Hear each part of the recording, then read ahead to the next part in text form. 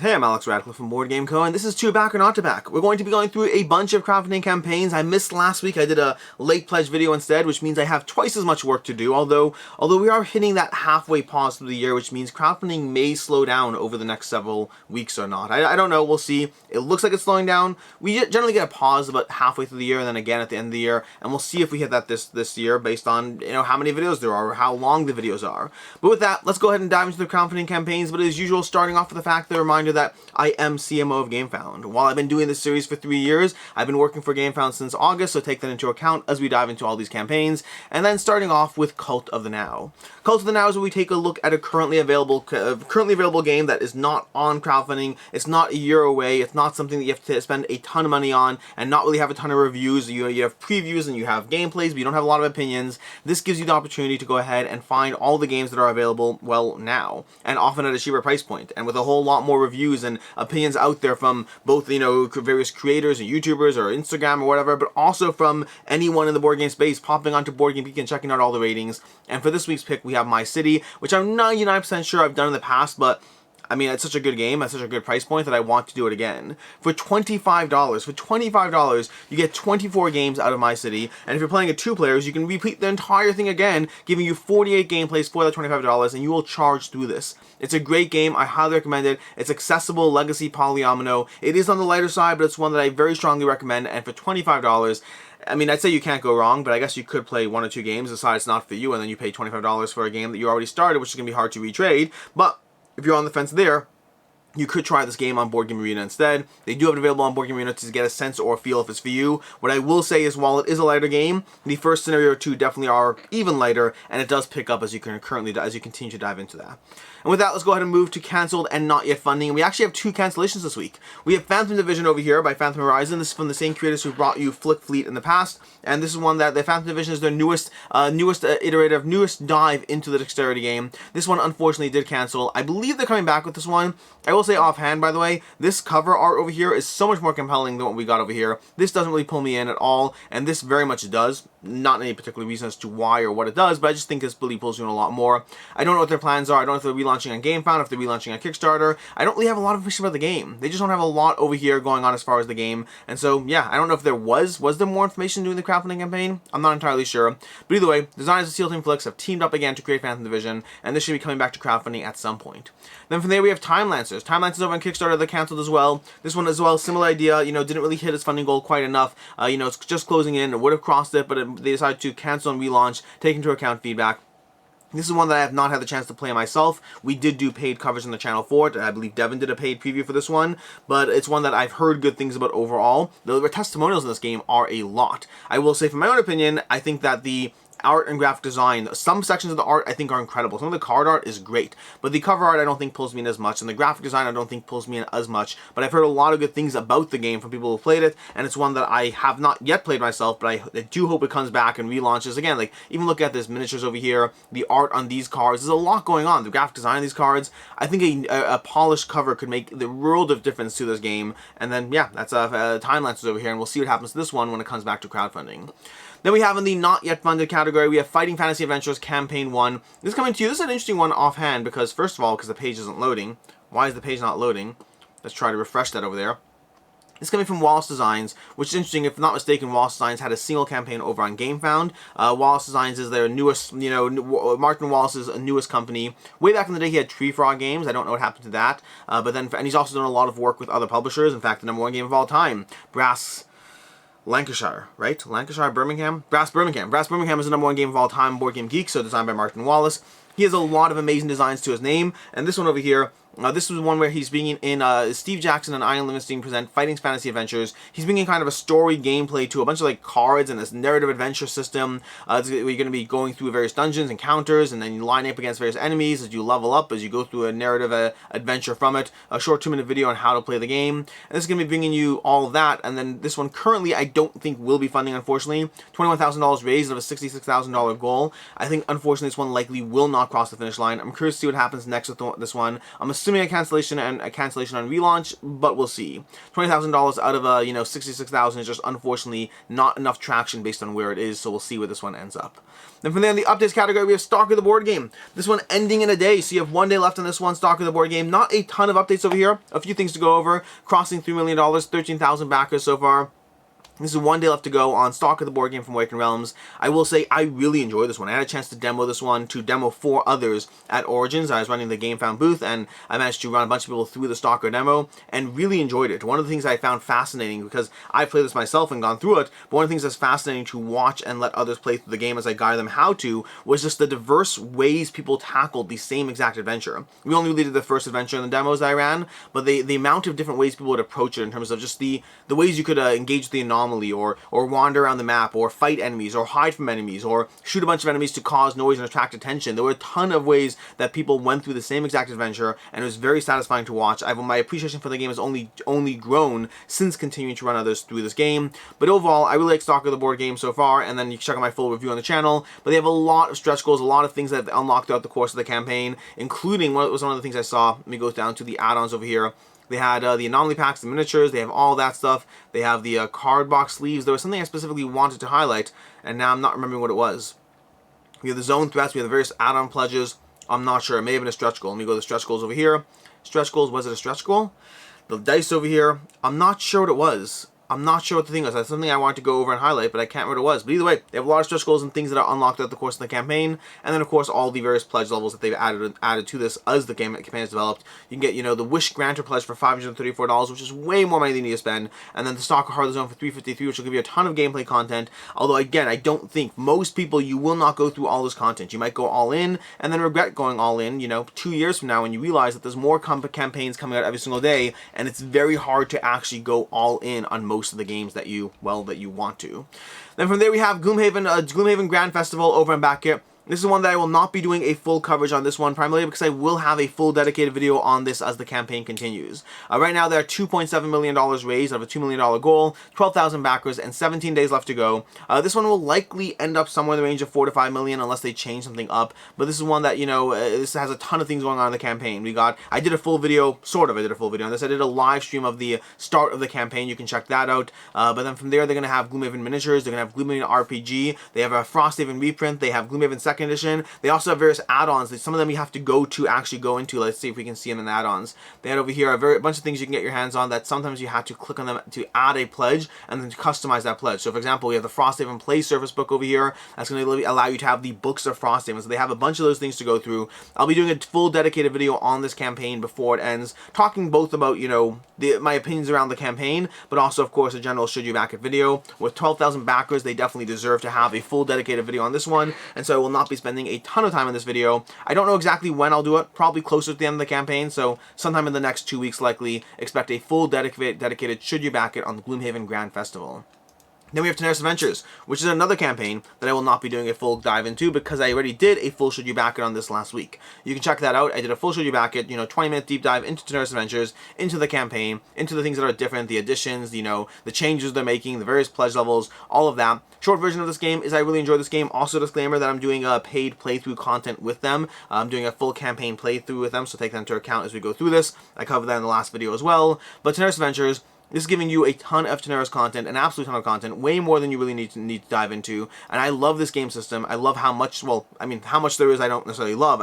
I like the content, so I'm happy that's there. But you do not need to go all in this one, not by a long shot. There's a ton of content for this. They have a standee pledge, and they're listening to the backers as well. They're actually going to, they added, I believe, more standees to the standee pledge to be able to give you as much content as possible. So it's more of a, as much as possible, it's more of a component change as opposed to a gameplay change. They're bundling Tanares and Arena of the Contest into a single core box, which is something I wish they would have done from the get-go. I understand why they didn't, but I wish they had. They're making changes to the book structure they have in the game. They're giving you full, full actual boards for the city world and the city and world phase maps. Making a lot of changes, taking into account the various feedback from the community, from reviewers, from anything, as they try to make this game the best possible version of the game it can be. Although if you have the game, I highly encourage diving in and enjoying what you have. It is a great game that really is It's a really well done game, one of my favorite games of the year, and a game that, one of the first games I ever reviewed on the channel was Arena of the Contest, and it's only a game that's continued to hold up as I dive into it. I spend a lot of time with this game, and I'm going to be continuing to spend more time with the game. Again, check out the full Should You Back It that went up on the channel last week. From there we go into Metal Gear Solid, which I've been promising content on for like 3 weeks, and I keep forgetting, and then we had a late pledge video, so I'm overdoing this one, but CMON's doing Metal Gear Solid. By the way, CMON also announced an upcoming new campaign, so you can check that out as well. They finally announced their next campaign. Mordred, I think it was. I think Mordred's the next campaign they have coming to Kickstarter. But over here we have Metal Gear Solid. They did a pre-order campaign over on BackKit, where this one they're just doing the game, and then a few extras for pre-ordering the game over on BackKit. The Metal Gear Solid is going to be a semi-stealth based game system, and then if you get this on BackKit, you're going to get the comic book that goes along with the missions. So in addition to having the missions, you'll have a comic book that kind of gives you a story element as you go through it. So the gameplay content's the same, but it gives you more of a background as to what's happening with each mission. So that's going to be the first thing. Additionally, you can get this giant metal miniature over here. I don't know if you get this miniature at all, or if it's just not metal. I don't know if the regular version, because it's going to be a retail version of the game, I don't know if this is completely separate, or if it's just the fact that it's metal. I will say, metal miniatures are cool. Whether it's worth it to you is a different conversation. I'm not really a huge IP, I'm not a huge fan of the Metal Gear Solid IP. I've played Metal Gear Solid, but so long ago, and definitely not a game that I really heavily dived into, so I'm vaguely familiar with it, but not enough for me to be all gung-ho about it, which honestly is true for a lot of CMON games. I wasn't a fan of Master of the Universe, I wasn't a fan of, I don't know, what was the one, the last, oh my gosh, what was the one they had? The Ice Guard versus, I'm blanking on the name. I'm completely blanking on the last campaign they had, the chip drawing game. I'm going to remember halfway through this video. Either way, a lot of the games I'm not always a fan of the IP, but sometimes I like the game despite myself, like Master of the Universe is an incredible game system that I really highly recommend. Either way, Metal Gear Solid over here, you can check out Dice Tower, did a full playthrough on that. The game's going to run you $100 for it. It's going to give you a discount, plus the graphic novels, plus the Metal Gear Rex is what you're getting over here. So Metal Gear Solid, the exclusive Metal Gear Rex miniature, the exclusive 109-page integrated graphic novel, estimated delivery May 2024, so we'll see how that one goes. This is definitely less ambitious than their, giant, larger projects. It is meant to be, I assume it's a CMON testing the waters as far as how pre-orders are versus crowdfunding. Crowdfunding is a lot of work. It's one of those things that, there's a lot going on with crowdfunding. It is a lot of work, it's a lot of effort and energy, and it's one of those things that I can only imagine that CMON wants to test out the waters and any number of different things to see what works and doesn't work for them, especially as crowdfunding has continued to evolve over the past several years. There's a lot of reasons for companies to dive into it more, and a lot of reasons for companies to consider maybe it's not always the right fit for our model. Stone Mountain Games is famous for being a large crowdfunding company that stepped back from crowdfunding and said, we're just going to do it differently instead, and they've been incredibly successful at what they've done. And so I imagine CMON is, checking the numbers and how well something like Metal Gear Solid does, or how well their last promo campaign or graphic novel adventures did, comparing each one back and forth and seeing how well they do, just the less work involved with it. But past that, yeah, it looks fun. The actual game, the trailer looks fun. I highly recommend checking out the trailer if you're interested at all. I highly recommend checking out the Dice Tower playthrough if you're interested in it. The game overall looks like it's a fun, good time. It's designed by, I'm blanking on the name. It's designed by Emerson Matsushi, who did Foundations of Rome, plus Century Spice Road. So a lot of games under his belt, and this one looks like it's an accessible, stealth-based, rolling dice and attacking system. It does look like a lot of fun. Whether or not you need to get this now, different conversation. It's definitely going to run you a bit more. I will say, if it's a question of holding its value or not, I still think it will. CMON campaigns, whether they do a ton of miniatures and an amazing all-in pledge or whatever it is, or whether they just do a few extras, their few extras that they give in their campaigns often are hard to get their hands on it and tend to do a good job holding their value after. This is a game that's going to be a $100 retail price to begin with, and so you're able to get that now for roughly that price point now, paying a little more for shipping, and getting a metal miniature out of it as well as the exclusive 109-page graphic novel. So if the question of holding its value, I still think it'll hold its value, even though it's not the same level of what their campaigns usually are. But if you're personally interested in it, if you wait, you'll be able to save $30, $40 on the price point by the time you factor in getting on sale or waiting till this, waiting till that. I think this is a game where you can save $30, $40 on if you're not in a rush to get it, but you will be getting so without those extras. And then over here we have the back page as well. From there, moving on to Dog Park New Tricks Expansion, the first of the technically real campaigns. Kind of like I bundled S.T.A.L.K.E.R and Gloomhaven and Tanares all under updates because S.T.A.L.K.E.R and Tanares I've covered, and Gloomhaven I sort of covered with a live stream and will be covering even more. And then of course Metal Gear Solid is kind of more of a pre-order than anything else, which means we finally start with Dog Park New Tricks. And if my voice sounds like it's a dropout, that's because it is. The past few days my voice has been I don't know. Hopefully I'm not getting sick. We'll find out. If you suddenly stop noticing any new videos from me and you start seeing a bunch of older videos instead, then it means I definitely totally got sick. But we'll find out. I feel just a drop under the weather. Just a tiny little bit. A little tickle in my throat. That usually is nothing, right? Usually nothing at all. Anyway, Dog Park New Tricks expansion. This is the expansion to Dog Park New Tricks, giving you a 5th player expansion, as well as a bunch of contents, mixed breed dogs and all that, a bunch of things to add to the game. 3,000 backers, $167,000, 3 days to go. Again, I missed a week, which means a lot of things I'm covering with less time to go, but this is the full expansion to Dog Park. Again, you know, giving you a 5th player expansion, and then the New Tricks expansion, giving you a bunch of modules and additions to the game. The game in general has been very well received. The art is great, the presentation is great. It's a very well loved game, not one I've had a chance to play myself, but one that definitely does seem overall very interesting, and I know a lot of people who really like this game, adding a new insert, all those things, and there's just more content for your game. Price point wise in this one, we have over here, we have the New Tricks expansion only for £26. We have the new expansions for £30 over here. We have the Everything Dog Park for £75, and that is Everything Dog Park, including the Collector's Edition. Which brings us directly to the should you back it, should you not, which is, yes, this one will hold its value just fine. If you look at the original Dog Park Collector's Edition selling on eBay or whatnot, it sells for well more than the all-in of all this stuff with all the expansions. This is a game that the Collector's Edition is going to have a wide retail availability, but the Collector's Edition of the game is definitely one that is a little more sought after and has been unavailable past the original campaign, and is done tremendously well holding its value. There's a large audience of fans for this game, and so I think this game is overall a safe back. If you're interested in this one, you can either get the expansions at retail if you want to save money on this, or you can get the expansions with everything over here, the full-on Collector's Edition and Collector's Edition compatible everything, and it will hold its value if it's not a game system for you. From there we have the Glade. The Glade coming to you from Richard Breeze. $32,000 raised, 394 backers, 7 days to go. The Glade is a sort of tile laying game, kind of a mix of Scrabble and Quirkle, as you place tiles down from your own individual player boards into your meadow, trying to score rows, and then using that to place mushrooms and draw mushrooms from the center rows over here. Basically, you're going to have this bag full of wooden tiles, and regardless of which edition you get, there is a retail edition and a deluxe edition. Both of them are going to have this bag of wooden tiles, but the deluxe edition also has the match counters wooden as well. So if you want all the components wooden, you want to get that little extra to get the deluxe edition. Price point wise, you're looking at €40 versus €45. So I think most people, in fact, it looks like we have one backer at the standard edition, and we have 320 backers at the collector's edition, which makes sense to me. And if you want the full collectors over here, that's the S.T.A.L.K.E.R, so we have 30 backers here, 24 over here. Yeah, it looks like over here, the Glade collector's edition is the main one sought after, which makes sense. For €5, get everything nice and wooden, why not? While also getting a deluxeified bag and a mat as well to hold your counters on. But either way, as far as the gameplay, you're going to have your own little stands full of tiles down here, and each tile has multiple characteristics on it. And you're trying to create sets of those characteristics as you play them into your own board over here. So if you scroll down to over here, you have your forest board, you have the Glade board, you're placing down those tiles into your board. You can see those different characteristics on them, you know, the different types of leaf over here, the animal, the little berry in the corner, and as you place them down, you're trying to create those sets and trying to figure out the missing item from a set of 3 items as you place them down, and using your mushrooms from the center board to kind of fill those out.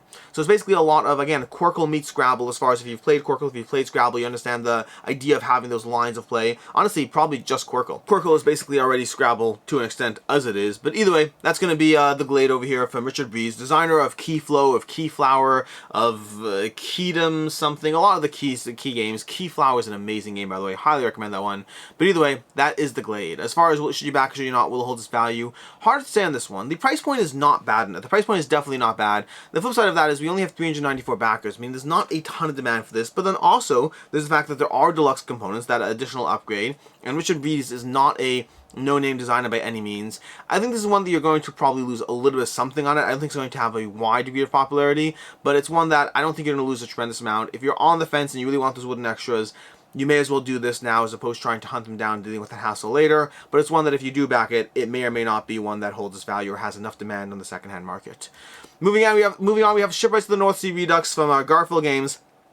2,300 backers, $200,000 raised. This is Shipwrights of the North Sea reimagined. They are very clear that this is not the same game as Ships of the North Sea. This is not a second edition. This is a different game that kind of captures the feeling or the goals of the game while being very different to align with Garfield Games, you know, quality, basically. If you look at Garfield Games, they have a tremendous amount of, I mean, their games are incredibly well rated. They frequently have multiple games in the top 100. They do a tremendously good job across the board. Their games are instantly popular just as soon as they come out. They're instantly popular. They sit around and people talk with them and they make their way up the charts again and again and again. And Shipwrights of the North Sea is definitely one that definitely didn't have that degree of popularity to it, and so they're redoing it. They're saying, hey, you know, it's not to the standard that we expect our games to be, and so we're redoing it, but it's not the same game.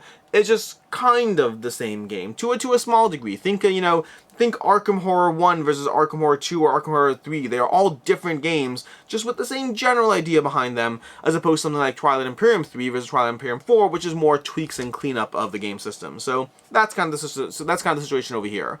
As far as the pledge levels over here, and in general their games, by the way, in general their games are fairly consistent, which is they offer a good product, a good price point, consistent delivery, but they don't always have the best price point. You have to factor in what it's going to cost you online and the extras you're hunting down. If you're just looking for the base game and nothing else, usually it's cheaper to get this one at retail at your local game store, depending on where you are. It very much depends on what location you're in, but if you're US based, you can usually get their games cheaper online, miniature market or whatever, if you're willing to wait. But then if you want more of the stuff, or if you're in somewhere which doesn't have that options, then there's lots of reasons to go ahead and back here, because they have a bunch of pledge levels, which we'll scroll down to over now and show you through.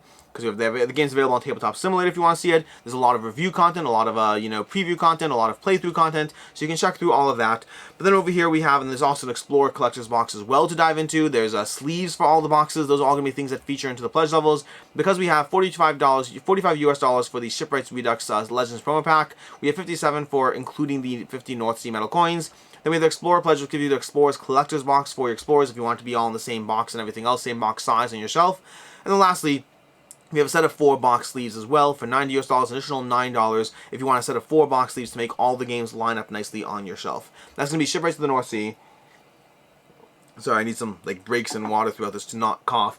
But either way, that's basically what we have as far as this over here. And as far as Should You Back It, it's the same thing I usually say for Garfield games, which is their games are, because of the fact that they offer the games regularly at retail, there's nothing exclusive, all this is stuff you can track down. Generally, their games are not the best reason to back it, past the point of the creator, getting the game earlier, and the fact that they do avoid lots of FOMO stuff, which they get respect from me for that. I mean, there's a reason I backed Legacy of You on Kickstarter when I finally saw a game of theirs that I definitely wanted. I was willing to pay the extra few dollars because sometimes there's the balance of actually rewarding someone who just says, hey, here's the game, here's the price point, it's not the best deal, it's not the worst deal, but we're trying not to incentivize FOMO, so do what you want to do. And that's basically Shipwrights to the North Sea. Not a tremendous reason to back it, but also not the worst, and it depends on what your incentives are between the extra stuff and or between the destination location you're at.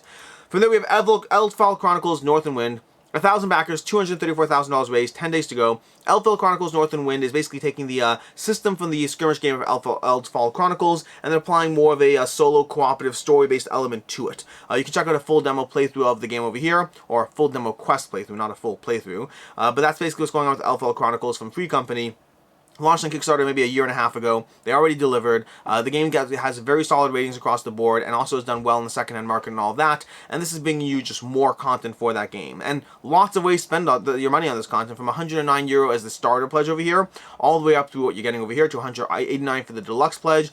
And these are all these miniatures over here. I can't remember the name of the quality of what they are, but they're not standard PVC miniatures. They're much higher quality miniatures. Like, I don't know if it's resin or Ceocast. I have no idea what it is, but much higher over there. We have the Eldfall All-In pledge for €492 over here, which is a lot of money. That's going to give you the full Warlord pledge from the original base game, plus everything they have here. Plus basically absolutely everything.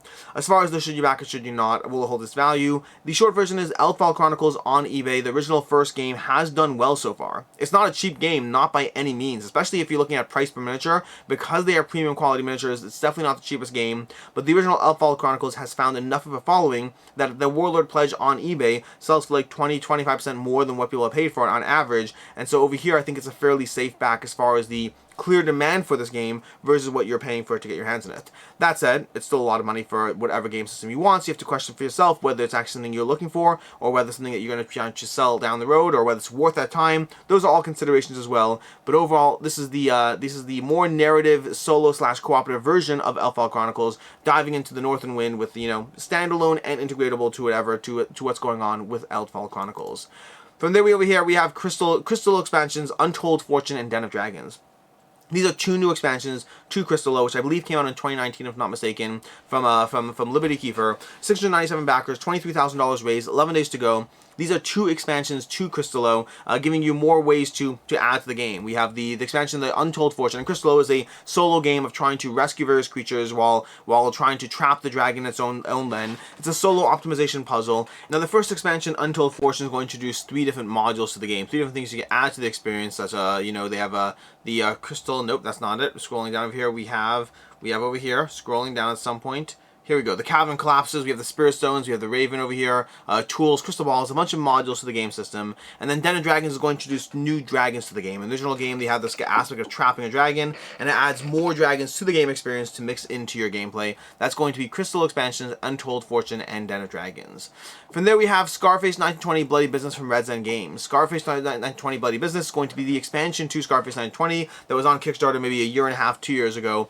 And that's a area control deck building experience. And Bloody Business basically adds not really modules, but feels like modular elements to the gameplay, but not really modules. It also adds 2 new gangs, although technically I think Bloody Business is its own expansion, and the two new gangs are totally different things. But with the Red Dragon's Tongue and the Golden Oaks gang, introducing new gangs to the game that also add new mechanics in terms of whiskey and opium added to the gameplay elements as well. Bloody Business past that is going to add an entirely new sideboard as well as a dozen different elements. You can check out the video for this one. Highly recommend checking out the video. It does a good job showcasing what's being added to the game. I have a full review. You can check that out as far as what the expansion adds. But it basically adds more. It adds this entire sideboard. It adds these most wanted elements that give you different reasons for hunting down different gang members. It adds a hospital to bring your people back into play quicker, as well as a bunch of elements that interact with how fast they come back into play.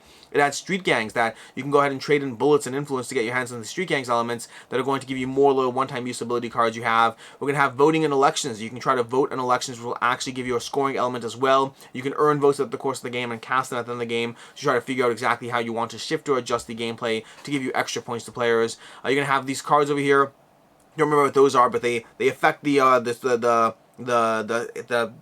raid track. They affect the raid track as far as giving you additional things to take into account as you move on the raid track. And then we have variable benefits to the actual neighborhood tokens themselves as far as how beneficial or useful they are as well. I think those are the main things that there are. Maybe a few other things. Then of course plus the 2 new gangs. We also have the angry bosses. So you actually have actual miniatures of your bosses on the board as well. So they're not just going to be the sideboard and based on a card. They'll actually have an influence in the gameplay itself. And then of course more cards, just more stuff. So there's a lot of things going on in this expansion, giving you a lot of content for this game. And then we have no retail over here. We have stretch pay, all those usual things from Gamefound. We have, that's basically just scrolling through, you know, more and more miniatures, new sculpts, new everything for this game. Just a lot of new content for Scarface 1920. My overall opinion, this one, you can check out the review. My overall opinion is there's a lot of good stuff and a lot of things that add to the game, but also with rules overhead on a game that is already not light on rules overhead. So take that into account. Looks like it's an 8.2 on Board Game Geek right now. And again, I believe it. This game's a great game. Really enjoyed this one, and it's a solid game. I really enjoyed this one. I liked it a lot, and I like what the expansion adds as well. As far as the pledge levels over here, we have the €45 Bloody Business expansion. That's giving you just the Bloody Business expansion. We have €58 for the gangs over here, giving you, well, the gangs as well. We have the full-on pledge for both combined for €89, giving you both. We have the Scarface 920 reprint for €115, and then we have a Bloody Business Scarface 920 for €149, and then absolutely everything for €189 for absolutely everything in case you missed out on the campaign the first time around.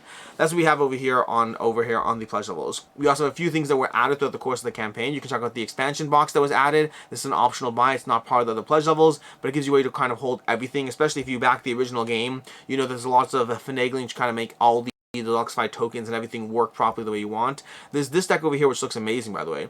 This deck over here, which gives you like these Deluxified cards for the associate deck, just enhanced both in terms of the art and the presentation, as well as giving them completely unique abilities so you can mix and match, you can use them, throw them in. I just like the art aesthetic to these cards. Lots of fun things going on as far as, well, all the stuff they have between the Deluxified components, the increased money, the various playmats over there. I'm not as much of a playmat person myself, unless it fits in the box, and sadly, this one definitely doesn't. You know, lots of the things available from the original campaign, as well as new things. They have a 1920 card sleeves pack over here, a sleeves pack from Sleeve Kings, which is a company I generally recommend for sleeves. Lots of fun things. Basically, it's Scarface 1920, a reprint, plus new content for all that. We have new Enforcer in the stretch goals. A lot, again, just lots and lots of things. We have $2 and $20 money tokens for free unlocked. Just, I keep saying it, but lots and lots of things. Plus 4 more days worth of reels to be added and unlocked because we have 11 days left to the campaign before this one ends. But that's Scarface 1920 Bloody Business over on Gamefound. A bunch of options for this one, and a great game that I definitely recommend. We have Mystery of the Abbeys from Mojito Studios. I think I pronounced that badly last time. We have Mystery of the Abbey. Let's just put it that way. 586 backers, $29,000 raised, 15 days to go. Mystery of the Abbey is a reprint, which I think this game has been reprinted before. I'm not certain. The original game was 1995, put out by Days of Wonder.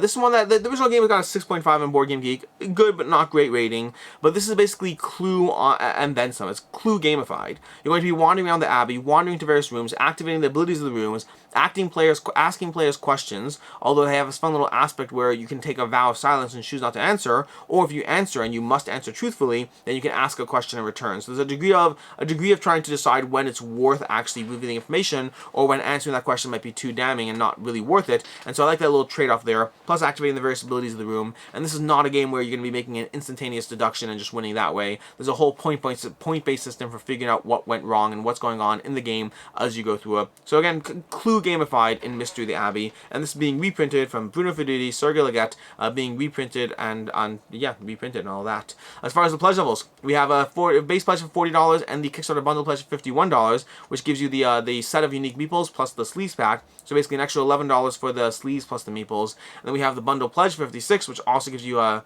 2x sleeves pack. No, that's already being included.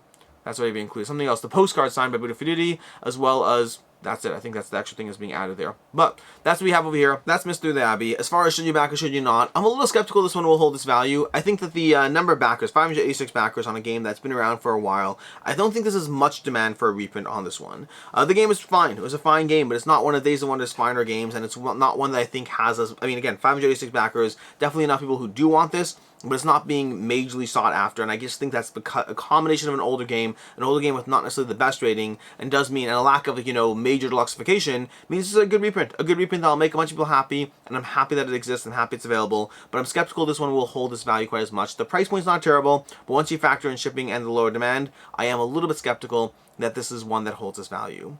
From there we have Ovation, a classical music game, 434 backers, $19,000 raised, 18 days to go. Ovation is, well, very charming looking. I mean, this doesn't have like a whole video to go into, but I highly recommend checking out 3-Minute Board Games. They do a full breakdown of how the game plays. But the game looks charming, implementing the musical theme well in this game. 1 to 4 player game, 40 to 60 minutes, and basically you're grabbing cards over here and tucking them under your player board to try to improve your actions and take cascading benefits as you go through it. You're basically going to be taking actions to slip these cards underneath your player board. You're going to be gathering various donors or whatever they're called, patrons, sliding them under your player board as well, trying to be mindful of what they want and trying to take chaining actions as you activate various cards, gather resources, use them to go ahead and just get as many things as possible while you track resources on your little keyboard or piano over here. It looks like a fun system that has a lot to it. Again, I highly recommend checking out 3-Minute Board Games video on it. This is one that the art looks good, but I would say that to me this is a game that I see and then kind of wonder if there's a lot of meat on its tails. It kind of reminds me of, I can't remember, there's a different game visually that kind of reminds me of that.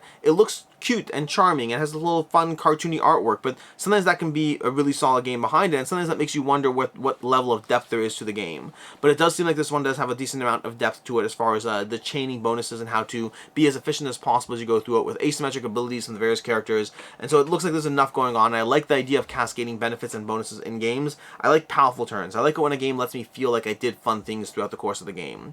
As far as pledge levels for the game, we have over here, we have the retailer, skipping past that, we have the Ovation for $47 for the game, 1 physical copy of Ovation plus all unlocked corresponding stretch goals, and then you just have multiples for, two copies for $90 and stuff like that, and then we have a Patreon if you want to get that, but those are all gone already, and that's basically what we have as far as Ovation. As far as should you back or should you not, will it hold its value? I think $47 plus shipping for a game like this. I think the game looks good. I'm happy there's enough feedback on the game that makes it seem like there's meat on it as well and not just a good looking game, but at the same time, the price point on it, once you factor in $47 plus shipping for not a ton of components, for a very card-based game, it definitely has that, what's the word for it? There's a term for it. The indie startup price point, or the indie tax. It's the indie tax. That's what it is. It's a smaller company not being able to predict or plan around, a degree of loss and all that, and therefore have to price the game accordingly. But that does mean that as far as should you back or should you not, will it hold its value? I'm skeptical that this is going to be a game that, picks up $47 after the fact. If this is a game that doesn't work for you, I think this is one you'll likely have paid a little bit more for supporting the creator, and then it's one that you'll have to take a hit on if it's not a game that you want to keep around in your collection. That's going to be Ovation, a classical music game. Definitely looks very cool, but also, not the cheapest price point for what you're getting. Then we have Nestlings, $661 raised, 661 backers, $44,000 raised, 19 days to go. Nestlings is going to be coming to you from Tangerine Games. It's their first game. They're already working in association with Lucky Duck and all that as far as distributing this one. And this is going to be dice placement, resource collection, not really tableau building, dice placement, resource collection game as you try to gather various, tokens to feed your bird family, gather as many points as possible to collect these little tokens that will be, let's see if we can find them here. To collect these tokens over here that will go into your player board. Every time you collect a new food token for the first time, you're going to be placing it into your board down here, getting various benefits as you fill out different sections, looking at the adjacent areas around it, trying to be mindful of that as you gather tokens. You're going to be rolling dice every single round, and then placing those dice onto the center board over here to try to gather the tokens. Basically, whoever has the most dice in the region will be able to get first choice of the tokens, and they gather the tokens they need, trying to ensure that you're getting the distribution of what you're trying to get in there, but also making sure that you get the ones you need to feed your family based on their preference of food. So you're balancing just resource collection and extra abilities and cascading benefits as you go through this one. That's going to be Nestlings. As far as pledge levels, we have $39 for the Bird Enthusiast Standard Edition, and then we have $79, which is going to give you all the extras for all the deluxe components and stretch goals. Let's see if we can find them over here. The deluxe edition over here is going to give you these miniatures, the dual layer player boards, this little miniature that goes down over there, the standing bags, and the custom insert as well that goes all that. That's what you're going to be getting for that extra $39. And then of course these wooden resources as well. So you're getting a bunch of wooden upgrades, some miniatures, and then of course these over here, these are deluxe plus dice trays, is going to be $99. So for an extra $20, you get 4 more dice trays. These look actually very similar to the ones that I particularly like. There was a bunch of dice trays that came with Chai Tea for 2, and I know Chai Tea for 2 is its own sore subject, but they had some incredible dice trays that I really liked, and these look exactly like them as far as, I don't know if they are or not, but these look, I have not tried these dice trays. I like the look of them based on me liking the Chai Tea for 2 dice trays that were there. That's going to be, $30 if you want to get additional add-ons here, or $20 if you're just getting a set of 4 of them added on by getting that larger pledge level. As far as should you back or should you not, will it hold its value? Same kind of idea on these ones. There are deluxe options here, so there's that deluxe option for $79 or $99 for everything. But I think this is one that right now we have 600 backers? 662 backers in this one. 19 days to go means it'll probably cross 1,000 backers by the time it's done, so it's definitely doing well. I don't know how well. The price point on this for what you're getting is not cheap. It's not expensive, but it's also not cheap. I would say I am a little skeptical that this will hold its value. If you're getting it at retail for $40, I think you'll have a chance of picking this one up at retail down the road for cheaper, especially once you factor in shipping. And if you're getting the more expensive version for $79, I'm not as sure. I find that in general, nature games tend to be my weak spot. Dog Park, even just Dog Park. Dog Park is not a game that I necessarily would have been confident would hold its value, but there definitely was a lot more demand for that than I thought there would be. There's also that recent garden game that we had, the plant game that was recently on Kickstarter that crossed $1 million, which was insane to me. That I find I have a weak spot for certain nature-themed games that just do have an audience and pick people up. I mean, look at Wingspan and all that. And so I'm not sure. But I will say that those games are also doing tremendously well, or have done tremendously well, and this one with 600 backers and likely crossing 1,000 is doing well, but not like well. And so I think it's definitely still in the risk category as far as backing it. If you're getting the retail, just wait for retail, and if you're getting the deluxe-fied versions, I think you might be taking a bit of a risk as to how much you'll get back if it's not a game for you. Then we have DC deck building game, Justice League Dark Mode over here. This is basically DC deck building. Last year or a year and a half ago, they did the whole giant $1 million campaign of DC Injustice and all that, which I will note for the record, Chris George from Ruin Board, I did not see any particular video covering that 5 reasons not to back it, and it was a campaign that cost $1 million, which means for shame, absolute for shame. But this one's doing fairly well. 2,000 backers, $354,000 raised so far. This is DC deck building game, Justice League Dark, which is going to be getting you back into the DC deck building universe. This is a game system that has had a ton of content for it. I'm not going to be doing a deep dive into all the pledge levels and everything that you can get here. There's a lot of ways you can spend money on this campaign, which is typical because they have 10 years of content for this game system, and they have promos and expansions and all these rival packs and an absolute ton of stuff for this game. This is basically a fairly standard deck builder, and I don't mean that in a negative way. It's a fairly standard deck building game that's going to have you dealing with the card row, gathering characters, trying to build up the best deck, sometimes being on the same team and just trying to take down baddies, other times going more head-to-head in the system, depending on which expansion you have over here. There's just a ton of content for this. Again, there's a reason they put out another campaign that's already at $200,000 raised, and it'll probably cross 400, 500 by the time it's done. Maybe not 500, maybe only 400. There's a lot of stuff going on here. Again, 10 years of content with an incredibly successful Kickstarter last time round, and a ton of ways to spend money on this. That's going to be DC deck building over here. I'd say as far as should you back or should you not, a lot of it comes down to the promo content and whether you care about that stuff. If you just care about, the basic game, very often you get this stuff cheaper at retail. But if you want all the promo content and all the extras, that's where it's worth going on this Kickstarter Kickstarters if you just don't want to have to track down all that extras down the road. And that's going to be DC deck building, you know, dark mode, not dark mode, all those things. They have 2 different options over here, and they have a lot of ways to spend money. That's going to be this game. Which means lastly, before we go to the upcoming games, lastly we have Cyclades Legendary Edition over here, 33,849 backers. And by the way, they had this video here, and they said in the video themselves, they had a whole new way of pronouncing it that I don't think I've ever heard before. Was it, I can't remember what it was. Was it not Cyclades? No, Cyclades?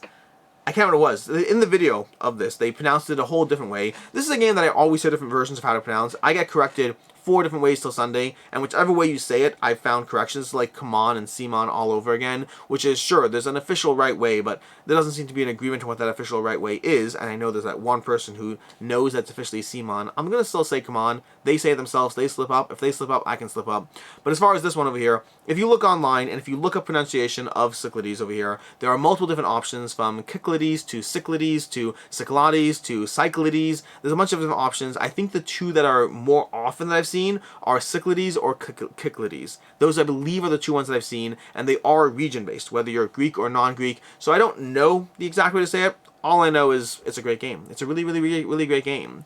And Cyclades Legendary Edition, highly recommend checking out my review of this game. I think it's a fantastic game. I've loved Cyclades for a very long time, and I think this Legendary Edition does a very good job taking the best parts of the game system and bringing it to your table. I do agree with people that the original art, I'm usually a huge fan of Miguel Coimbra, and I do agree that the art here does look a little more cartoony. I think in some areas it looks great, in some areas not so much. The cover doesn't pull me in quite as much, versus, let's say, the map, terrain, and tiles and all that stuff, I'm totally on board with and fine with that. So different areas. But I will say the original Cyclades has an incredible art and all that, and I'm very hopeful that this will have, you know, good enough components and all that. But as far as the actual gameplay changes, I'm a huge fan of most of the gameplay changes they made in the game. You should check out my review for a full covering of what that is, but they're taking some of the expansions and some of the base game and combining it all into the definitive system, so to speak. And I'm curious to see what will be unlocked throughout the course of the 36-day campaign. We got 36 days to go. This is not a short campaign, but what I will say is, from what I've seen so far, what they've done, it works well and does feel like a cohesive set of rules and systems from the various expansions to give you the best experience so far. This is the way I'm going to play Cyclades. I think that in general, when I've played Cyclades, I've switched between playing Titans and base game, and I think I would just play this game as intended, because I think it just does it well. It does it really well. But as far as that, there has been a lot of pushback on the campaign and different elements, including even the tuck boxes that they announced recently. They announced a stretch goal for tuck boxes, and a lot of people were not happy about putting the miniatures in tuck boxes, which I get it, but honestly, my own personal, my own copy of Cyclades right now, they're all stored in a little foam tray together. I don't know why a tuck box is any worse. They're not going to be getting their own, I assume the small miniatures are not getting their own, you know, what's it called, vacuum packed plastic trays to store them in. Maybe the larger monsters, maybe, I don't know. This is not a game. It depends on miniature quality. A lot of this is a factor, of course, but overall, I'm not personally worried about how they do it, but I recognize that I'm party of one and not everyone, so there's that. But either way, they have stretch goals being unlocked. They have Chiron over here. They have a bunch of others that have been locked. Available on Tabletopia if you want to check that one out. Again, great game system that takes the base aspects of the game and combines it into the best version of the system. As far as what that system is, for those who don't know, it's an area control game that is based very heavily on bidding every single round to bid for the favor of the gods. The gods define what you can do and how you can do it, and everything in this game is decided based on those gods. You're trying to get the gods' permission to march across the lands, to bring more military units, to bring more sea units, to get more priests into play, or get more temples. They'll give you a discount on bidding on monsters. Everything in the game is all about the gods and the favor of the gods, and so it's about managing the economy of the game system as you go through it. A phenomenal game. I loved this since I first played it. Really enjoyed it, and has continued to hold up.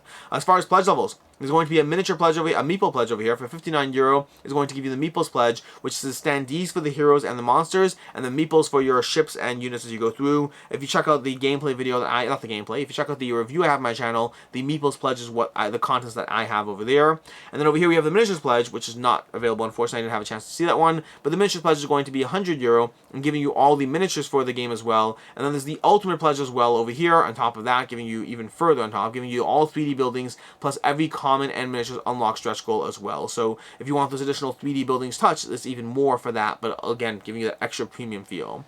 Additionally, there's going to be, I think they said very specifically, there's not going to be gameplay content changed behind anything Kickstarter related. So nothing, they don't want any gameplay content gated. They're only gating any deluxification content as opposed to anything else. goals. They have unique sculpts for every single army. If you look at these various things, there's like the first day one stretch goals they unlocked, and they are saying, again, I know they've been pushed back against various elements of the campaign, the talk boxes, and then some. People have not been happy about certain things, and they are reading everything and taking into account. They are completely right. Oh yeah, the metal coins. 30 euro for the metal coins. I highly recommend metal coins for Cyclades. My own copy has metal coins that I will 100% be carrying over if these metal coins are not the quality that I want from them. But yeah, I have some phenomenal metal coins. Phenomenal, like, amazing ones. I'm really a huge fan of them. But either way, they said in the last update that they've been paying attention to a lot of the content. I'm sure this will not be my last update on this because we have unique dice, we have Antigua over here, we have all the stretch goals unlocked so far. This is one that is a well sought after game that is getting a reprint, and when you have a reprint, you can't always make everyone happy. And sometimes I'm in the camp of people you can't make happy. This time around, I am in the camp of being totally happy, and sure, the more stuff the better, and whatever changes they make, they might be for the best, but I'm already currently happy. But again, party of one over here. There are a lot of people who are going to have opinions about this, which makes sense because this is a well-loved game. To this day, I find, you know, any reprint always has that aspect of sometimes it's fit for me, sometimes it's not, and it's just a question of trying to make everyone happy, but inherently being unable to do so. Inherently, you have to try to make a decision based on what you think is best, and then trying to cater to whatever segment of the population you can, while understanding you'll never get everyone right. You'll never be able to do it well for everyone, so you have to make those decisions as you go through it. But a fantastic game. I'm very curious to see what they'll be doing across the course of the campaign. They've mentioned that some things are, you know, already going to be adjusted, possibly coming back, possibly tweaked in. They're listening to the community. Also take into account shipping, by the way. Shipping is definitely not cheap over here, running as high as 30 euro for even just basic, you know, it depends on which region you're. Let's go to US over here. US, where is US over here? The Americas. Yeah, it's definitely not contiguous US. 33 to 37 euro for the all-in over here. That's going to be basically the price of a game just for shipping alone. Take that into account as you back this. But as far as should you back or should you not, will it hold its value? I think it will. I think it will do fine. 4,000 backers on this game. This game, and the price point is definitely not cheap, but this is a well-loved game. It's a well-loved game that has stood the test of time. Getting a deluxe edition, I think it will hold its value just fine. There will be a retail edition of the game as well, but again, everything else they're going to be splitting into various components or expansions. They're making sure nothing is gameplay is being locked behind crowdfunding as far as the game goes. And so I still do think it'll hold its value, despite the high price point, despite the fact that you're paying basically 40 euro in shipping alone to get your hands on this one, and that's Cyclades Legendary Edition. And that is everything we have this week, which means it's time for the whole time for picks of the week. Picks of the week in general is where I pick two games, one that I think is most likely to hold its value, and the one that I think is my personal interest pick of the week. And to that end, for the value pick of the week, I am going to pick Scarface 1920 Bloody Business. If you take a look at eBay, and again, disclaimer, I work for Gamefound, take that into account.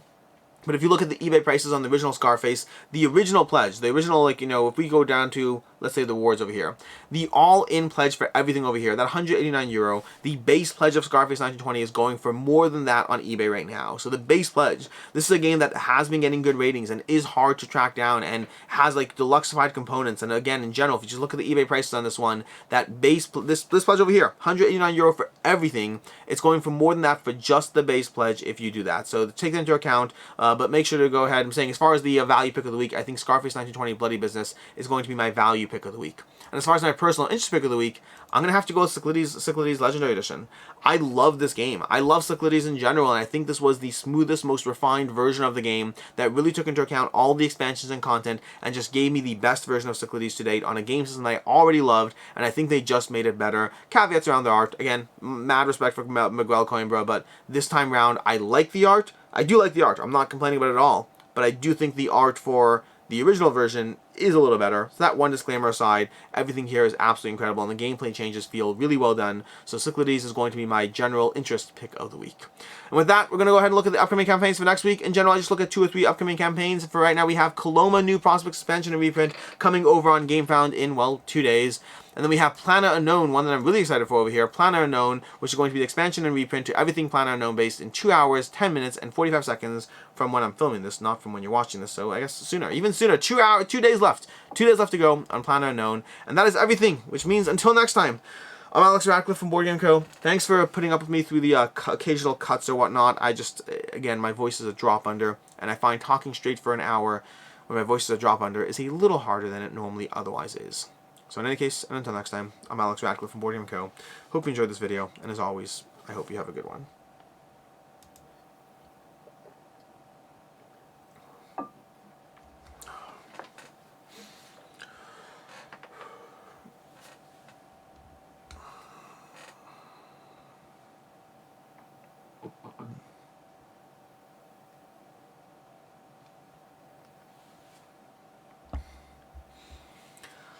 Everyone's always complaining that Russian roulette is just really, really dangerous, and I don't know what the big deal is, because from what I can see, 5 out of 6 people agree it's completely safe.